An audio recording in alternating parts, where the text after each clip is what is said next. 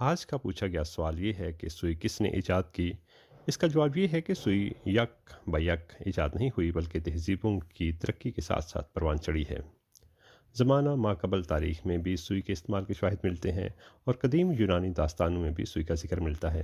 ایک خیال ہے کہ سوئی کا آغاز کپڑے کی ابتدا کے کچھ ہی عرصہ بعد ہو گیا تھا۔ ابتدا میں یہ لکڑی کے تنکوں، جھاڑیوں کے کانٹوں یا مچھلی کی ریڑھ کی ہڈی کے کانٹوں کی شکل میں سامنے آئی۔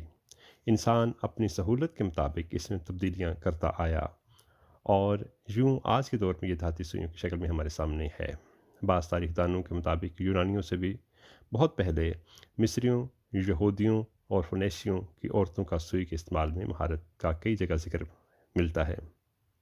ان کے مطابق مدرسوں وغیرہ کے منتظم عورتیں اور وسطی اٹلیا کے ایک قدیم ملک ایٹوریا کی عورتیں عیسائیت سے بہت پہلے کے دور میں سوئیوں کی مدد سے کڑھائی اور سلائی کا کام کیا کرتی تھی۔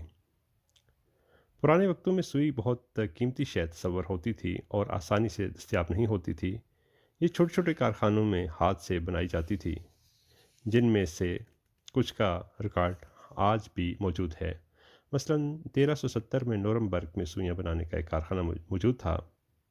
اس طرح کا ایک کارخانہ وائٹ چیپل کے مسٹر میکنزی کی ملکیت تھا۔ آہستہ آہستہ سلائی کڑھائی کے علاوہ طب کے شعبے میں ایک جراحی آلے کی حیثیت سے بھی سوئی کی اہمیت اس وقت دو چند ہو گئی جب اس کی مدد سے زخموں کو سینے کا آغاز ہوا۔